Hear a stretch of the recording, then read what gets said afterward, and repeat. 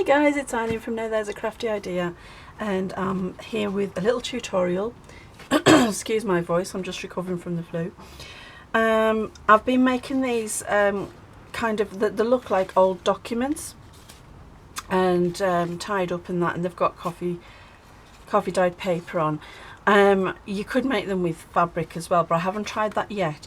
What it is, I got this fantastic encyclopedia, children's encyclopedia from, I think it was 1953, and some of the pictures and illustrations in it are great, and I just thought, wouldn't they make nice little documents? So when you open the document up,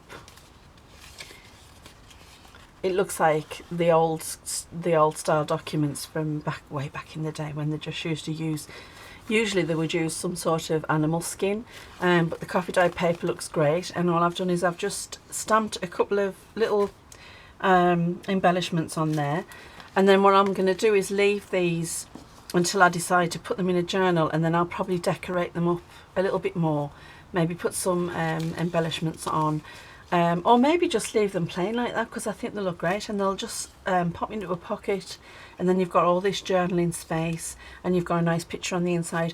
You can fold them the other way so that the picture's on the outside, but I don't think it looks as pretty. But when you've journaled on it, then certainly you could just flip them the other way so that your journaling's secret if you want to keep it secret, or you can just have it sitting in the pocket that way. But what I've had to do, because it's an old book, the pages are quite thin, and I don't want them, I don't think they're strong enough, even with the coffee dyed paper on the back. I don't think they're strong enough to be folded and used in that way. So all I've done is use some Mod Podge, excuse me, and I've put a couple of coats of Mod Podge just on the one side. You can do both sides if you want, but I've just done the one side. I love old maps, and these look good. The old maps are the best thing to do these with, because that's exactly the way they used to carry them about. But yeah, so I've just done it on the one side, and I've done a couple of coats, and it's done, it's given this beautiful effect. It's kind of, the paper's much tougher now, it's thickened it up, and the texture of it is beautiful. And I know that you can write on top of Mod Podge, so if you wanted to journal on it, you could easily journal on it, or you could put some stamping on it, or you could even post some pictures on the inside and use this as kind of a frame. So let's see, do I have a picture? They have some, oh there you go, I found them. So say if you wanted to use this to put a picture in, you could put a couple of pictures on actually, couldn't you? And then when that folds up, it's kind of a little photo album. And then this is a nice frame around your pictures, and it looks pretty. Or you can just leave it the way it is and use it as general ephemera. So anyway, what I'll show you the first stage. So on these ones I have cut them down, but I waited until I'd finished the Mod Podge, because that way I don't have to go all the way to the edge and I don't get my table messy. And I can just cut off the bits that haven't been Mod Podged properly. So I'm just using a standard mat. You can use the shiny stuff if you want. You can even get this glow in the dark stuff, which I used at Halloween. It was great. So maybe if you're doing a Halloween journal, you could use that one. But this one's just the general mat, and it's well used. You can see it's all sticky. And then literally just go over. You don't have to be particularly neat with it. You will see the brush marks in the finished thing, but it actually adds to the effect and makes it look a little bit more ancient and antique-y. So you don't have to be absolutely perfect with it. I tell you, my voice, I keep on losing it, and I'm going all gravelly and gravelly. I've had this horrible flu and just been ill for the 3 weeks now, and I'm just so sick of being ill. Oh, you know, you get cabin fever, you know, when you're at work and you're like, oh God, wouldn't it be great just to be able to stay in the house and do nothing, until you've got to stay in the house and do nothing, and then it's like, oh my God, I'm going to go stir crazy. So yeah, there we go. Actually, this one's about Sunderland, between Sunderland and Nottingham. Sunderland's actually which is just here, it's actually my hometown. There you go. So this one will be going in one of my journals. So yeah, just one coat, and then you let that dry, and then you're going to do another coat. And literally takes minutes, because Mod Podge doesn't take long to dry. You know, it's a really great medium to use, and it does actually give you such a gorgeous surface on old paper. It just gives it an almost soft leather feel. And I did see this in, do you know, I'm terrible at remembering names and videos. I watch so many people doing junk journal videos, and I did see someone doing like the Mod Podge over paper to give it this effect.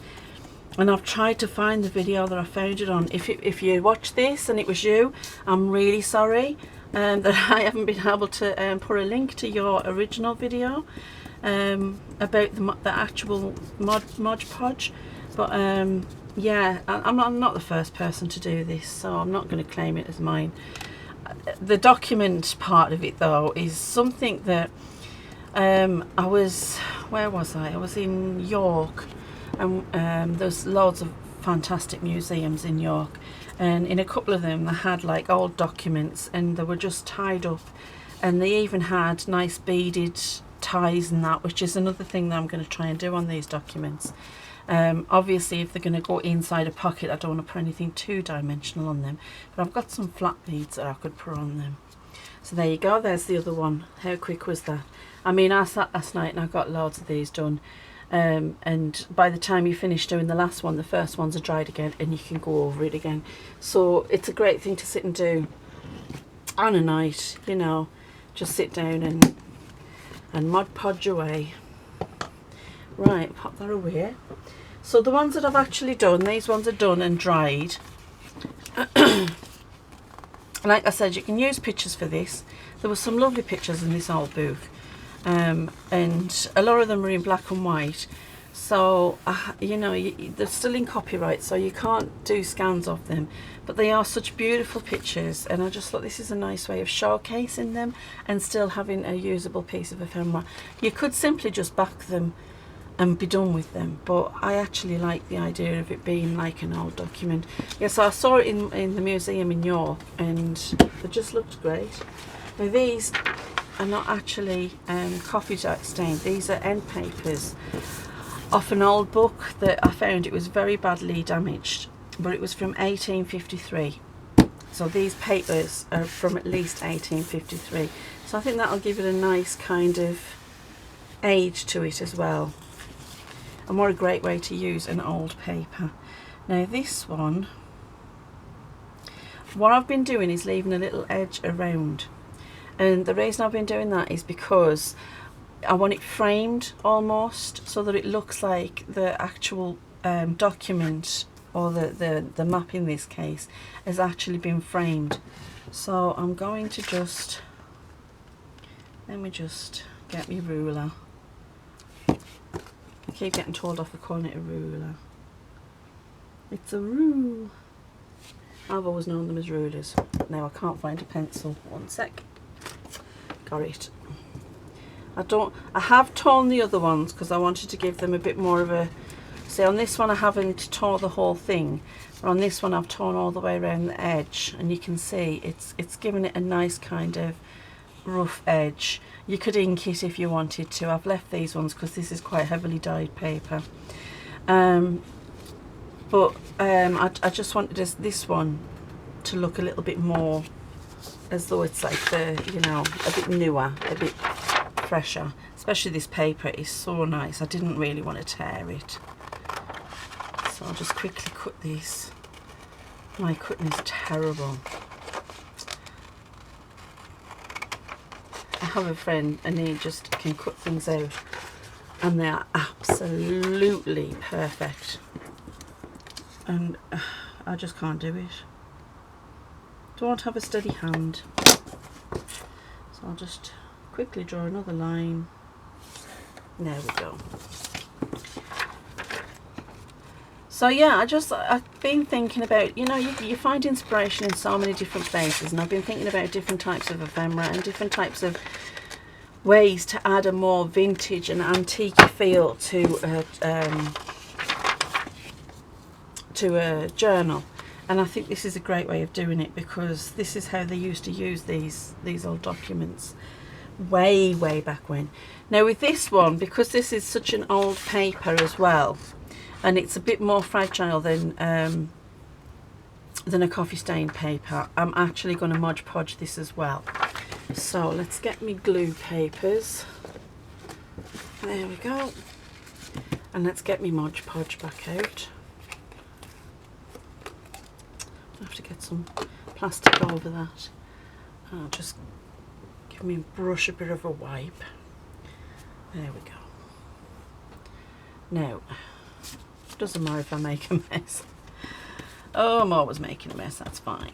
So I'm going to just Mod Podge all the way over. And what this is going to do, this paper, which is 170 years old, something like that, it's actually going to give it a nice sturdy feel, and it'll toughen it up.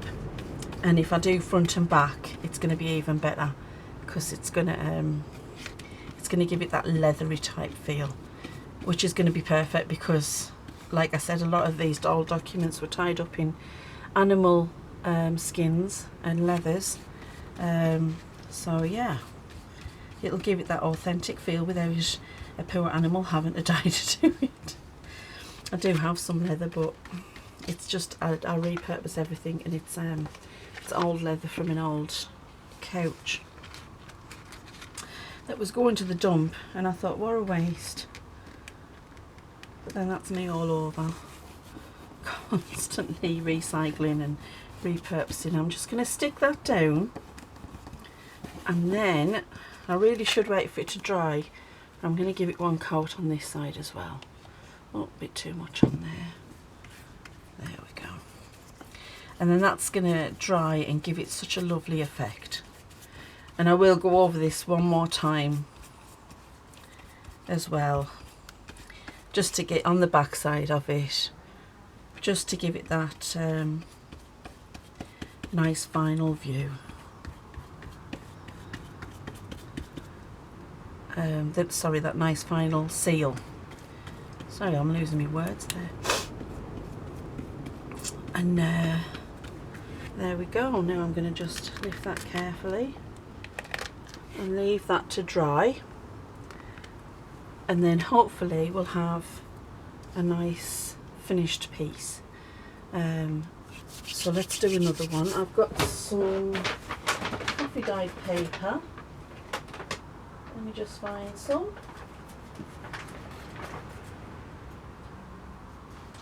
Sorry, I thought I'd got everything out, and I obviously haven't.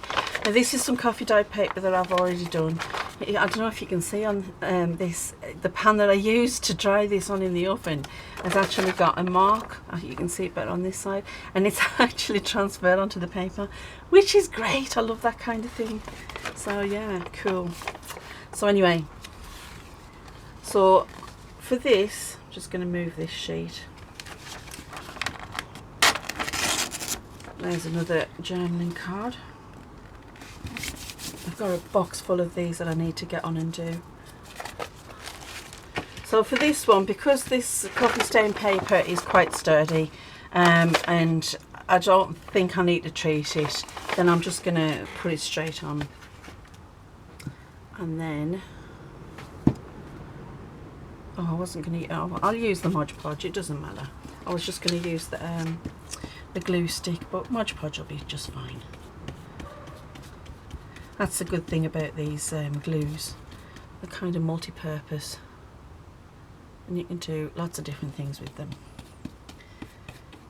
Like I say, I'm going to try this with some fabrics as well. I just haven't been able to get in at my fabrics. I've been reorganising my craft room, and I've got them all on top of a shelf out the way while I move everything else about. So I'm going to have to wait for the chance to get at them. Isn't it funny, you know, I haven't used the fabrics for a while and never needed them, but the minute they're out of me out of my reach. I'm like desperate to get hold of my fabrics and make something. Curse of being a crafter. So on this one, let's move that out of the way. That way or that way? I think I'll put it that way. This one's not going to end up with,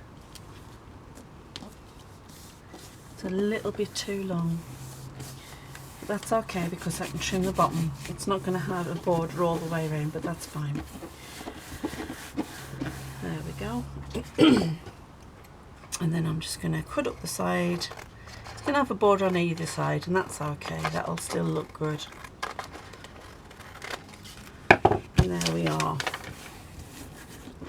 I'm just going to wipe up that bit of glue. Mod Podge gets everywhere.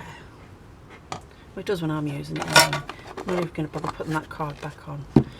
There we are. Right, so I've put that on. This one's great. It's old ideas of what the earth was like, and it's got an early Greek map of the world from thousands of years ago. And I'm actually working on an astronomy digital pack that I'm going to be making it, because I want to do an astronomy type junk journal, or astrological, I should say, type junk journal. So these kind of things are going to look great. You can see, actually, you can see the texture that that's got as the light goes on it, and it's just really nice. Even with the matte, you get that little bit of shine, which is great. But you know, it still showcases the picture. So let's just quickly trim this on the top and the bottom. Just shows how bad my cutting is, how unstraight that was. Oh my gosh. Oh, I'll tell you, I'm no good at cutting things. Just as well guillotines were, paper guillotines were invented. Right, so there's that. Now, all I'm going to do is just fold it in 3. There we go. I don't want it to overlap too much. I want there to be a little bit from underneath showing, because then it just gives you that kind of nice opening feel. And if you don't like that, you just fold it the other way. In fact, actually that does look better. So what I've been doing, I've got this lovely fleur-de-lis stamp, and I am just going to ink it and do the corners to make it look like a nice document.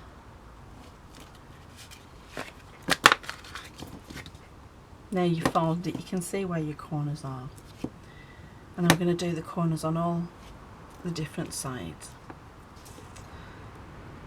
just to give it that look of authenticity. And I'm using the brown ink because it's the Hobbycraft ink pad pigment ink stamp pad, acid free. I'm using brown because I want it to match in with the coffee stain paper. If I used black, it would give it a completely different look. It would really stand out, but I don't think it would look as vintage. So I want that vintage look. I want it to have that vintage feel.